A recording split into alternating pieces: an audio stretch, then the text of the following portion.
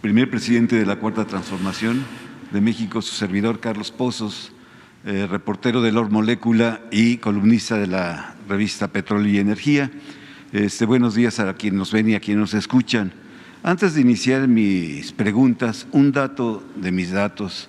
Aquí tengo una denuncia penal interpuesta el día 15 de marzo del 2018 ante la PGR por supuestos o presuntos delitos de prevaricato, perjurio, administración fraudulenta, abuso de autoridad, tráfico de influencias, usurpación de funciones, delincuencia organizada y lo que resulte en contra de Carlos Antonio Romero de Champs por violaciones estatutarias graves el 25 de junio de 1993, cuando se elige él como secretario general, con lo cual la reforma energética de Peña Nieto no tiene validez.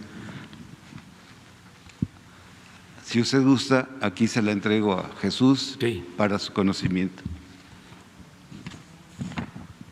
Mi primera pregunta, señor presidente. La Arquidiócesis de México, ayer, domingo 4 de abril, dice que hay un desorden social, reina en el país y hay una creciente violencia y la muerte como principales transgresores en un laberinto que no pareciera tener fin. Basta ver las noticias de la semana pasada del desorden social y del que reina en el país. Esto lo dice la Arquidiócesis de México en su editorial del semanario Desde la Fe. ¿Qué opinión le merece que la jerarquía de la Iglesia tenga esta visión de nuestro país, de un país que para ellos se está deshaciendo? Bueno, yo soy muy respetuoso de las iglesias, siempre lo he sido, y creo que deben ejercer su libertad y manifestarse. Si esa es su opinión, se debe de respetar su punto de vista. Ahí nada más que escuché que no sé si es textual, sí, pero eso que leíste dice, baste ver las noticias, ¿cómo? Sí, dice que solo basta ver las noticias de la semana. Es que ahí está el asunto, sí. Ahí está el detalle, diría el gran actor. Ahí está el detalle. Baste ver las noticias, ¿qué? De la semana. De la semana, pues sí. Si ustedes leen los periódicos de la semana, si esa es la fuente que tienen, pues deben de estar preocupados. Mi segunda pregunta, titular del Poder Ejecutivo Federal.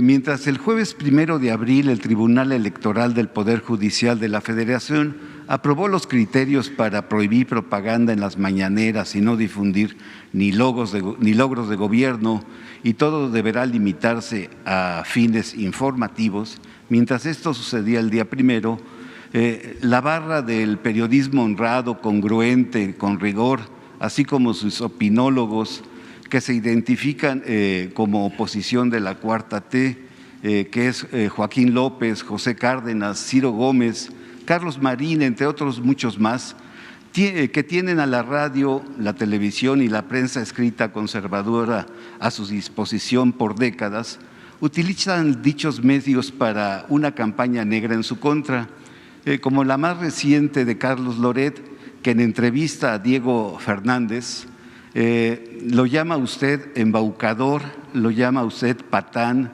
sinvergüenza, enfermo mental, y dice que si refrenda usted conservar la Cámara, va a seguir haciendo brutalidades.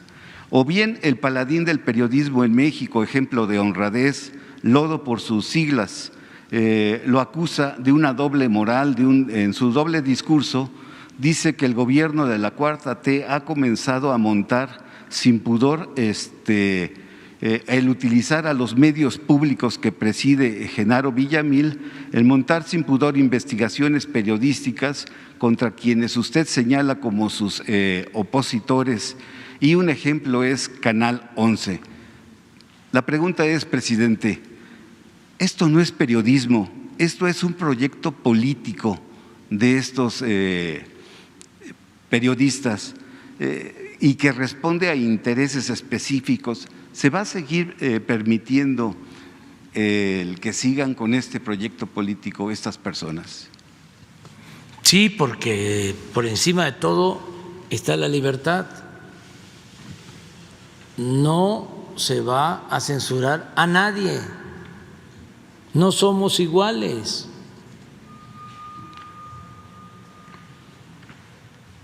Lo único es que vamos a ejercer nuestro derecho de réplica y no vamos a comprar voluntades. Eso es lo único.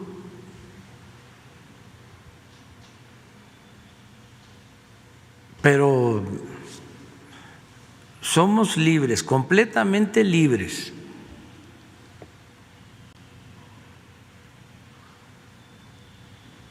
No se puede limitar la libertad de expresión. Por ejemplo, lo que dio a conocer la Iglesia Católica se respeta, como se respeta lo que digan todas las iglesias de todas las denominaciones evangélicas y los libres pensadores, libertad completa. Nada más la réplica, porque sí es importante el debate. Por ejemplo,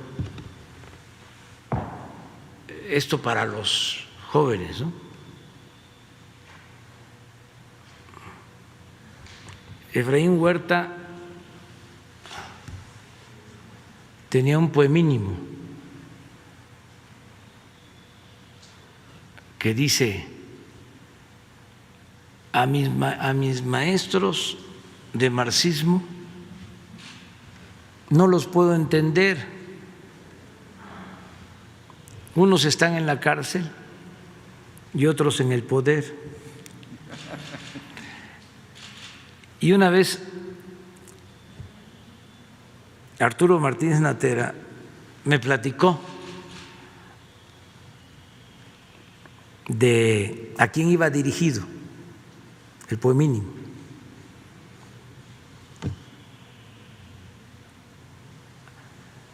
Dice que su maestro de marxismo,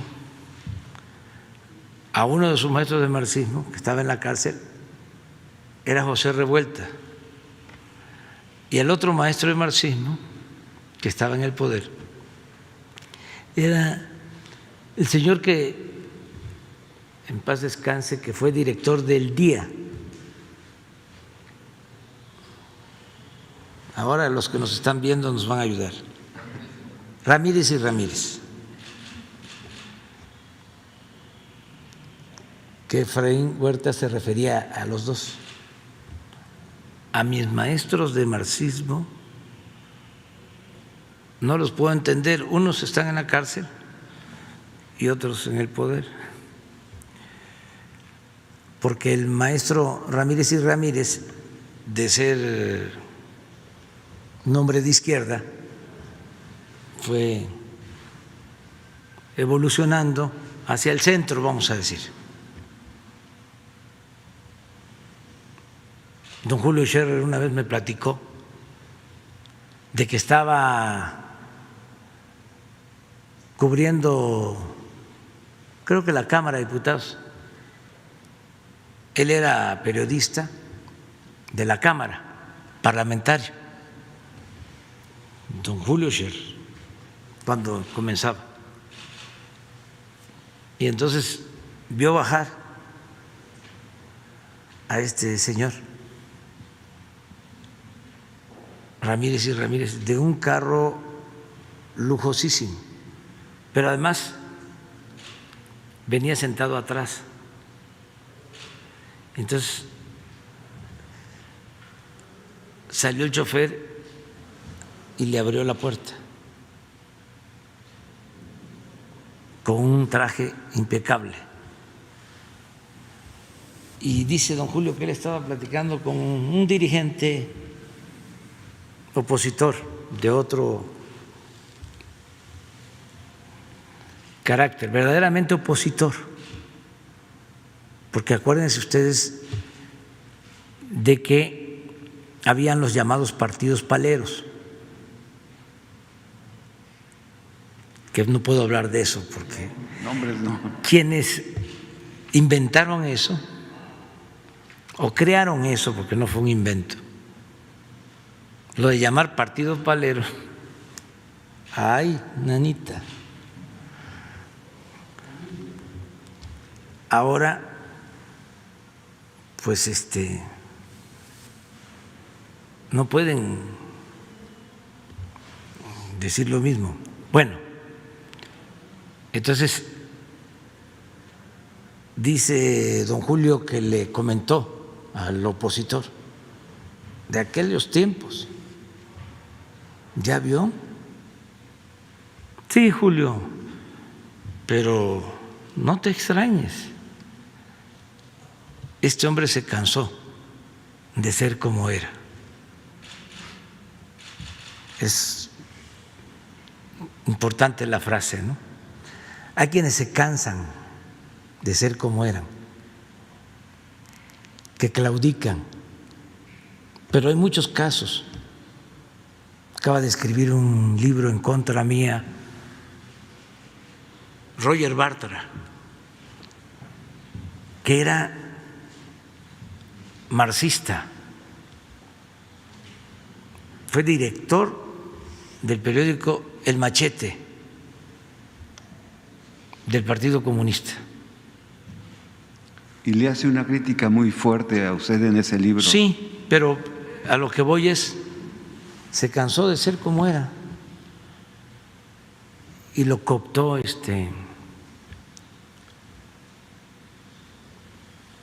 Krause, lo enganchó Krause, pero así de director del Machete, del periódico del Partido Comunista, a Letras Libres de Krause. Lo recuerdo porque yo estaba en la facultad en ese entonces.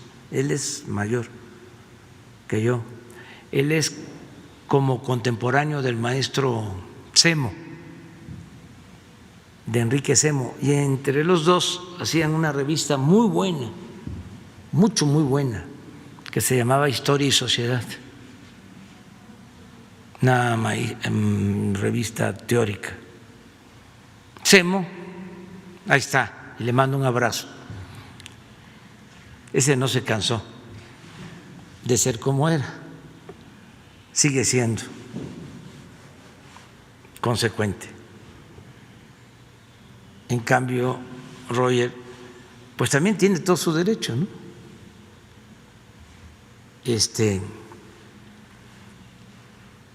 Cambió de parecer.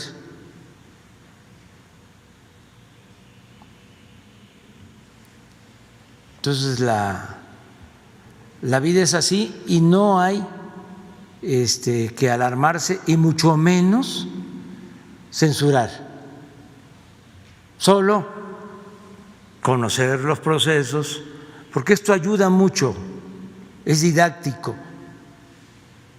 Nosotros damos por hecho a veces cosas que los jóvenes no vivieron, porque además fue un tiempo de mucha oscuridad, el neoliberalismo. Querían acabar con la historia. Entonces imagínense cómo estaban las universidades, cómo estaba la enseñanza, qué era lo que predominaba. No eran las ciencias sociales, no había un tronco común sobre humanismo, era estudia para que llegues a ser como los neoliberales exitosos. ¿Qué vas a estar pensando en Morelos? Eso ya pasó, eso ya tiene mucho tiempo. ¿Cómo vas a estar pensando en que se modere la indigencia y la opulencia? No, preocúpate por ti. Y el clasismo a todo lo que daba, y el individualismo, y el racismo, y la discriminación, al grado de que en todo ese periodo neoliberal muchos negaban sus orígenes, su identidad, sus culturas, lo mejor que tienen o lo mejor que puede tener un ser humano.